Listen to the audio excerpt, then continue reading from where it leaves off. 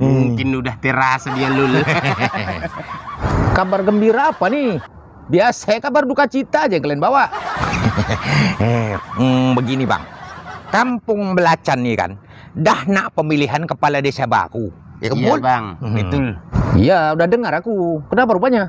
Nah, kepala desa yang lama tuh kan dah tak bagus bang, ya kan Pul? Iya betul. Pasti orang-orang kampung nih dah tak nak lagi milih dia. Betul tuh bang. Dari mana kau tahu? Kok tahu dari mana? Kau bagi tahu Pul? Kurang update juga bang ini lul. Jadi begini bang. Kepala desa kita yang lama itu, dia cuma bisanya memperkaya diri aja ya kan lul. Betul. Nah, taunya jalan-jalan keluar bersenang-senang. Senang-senang terus. Jalan ke sana, jalan kemari terus. Betul. Iya, dari mana kalian tahu? Bah, kok dari mana lagi dia bilang?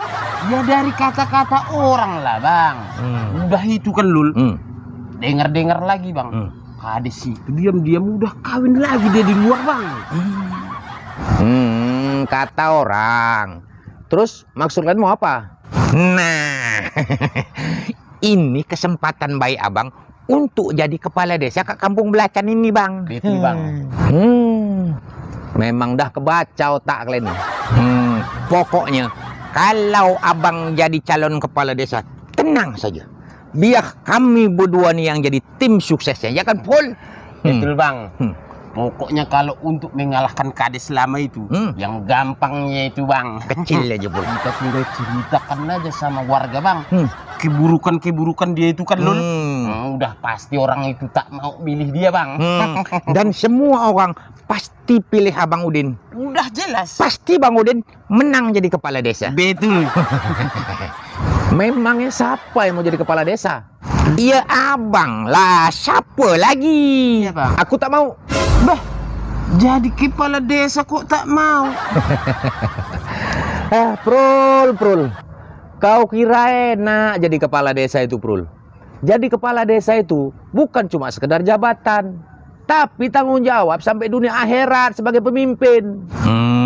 Tapi kalau abang kami yakin bang, abang bisa adil dan memakmurkan kampung kita nih bang. Ya, betul itu bang. Semua orang yang mencalonkan diri punya niat seperti itu.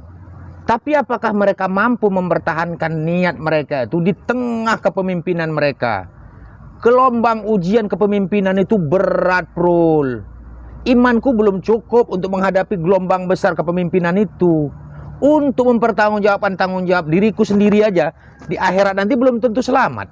Apalagi aku harus mempertanggungjawabkan kepemimpinanku terhadap masyarakat. Apa mesti rupanya semua dipertanggungjawabkan sama kepala desa itu bang? Ya iyalah Lul. Sekecil apapun kepemimpinan kita, pasti akan tetap dipintai pertanggungjawabannya di akhirat nanti. Oleh karena itu, Sayyidina Abu Bakar menangis berhari-hari ketika dipilih untuk menduduki jabatan khalifah menggantikan posisi Rasulullah Shallallahu Alaihi Wasallam. Karena sudah terbayang bagaimana besar tanggung jawab dia nanti terhadap apa yang akan dipimpinnya. Seorang pemimpin akan ditanyai terhadap setiap keluhan jiwa masyarakat yang dipimpinnya.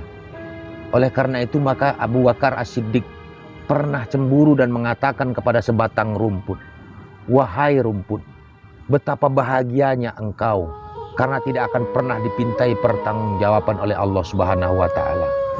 Dan binasalah aku dengan tanggung jawab yang diberikan kepadaku." Tapi kan Sayyidina Abu Bakar tuh menjalankan amanah dengan baik bang. Ya, karena beliau sahabat terbaik Rasulullah Shallallahu Alaihi Wasallam yang memiliki ilmu dan iman yang baik.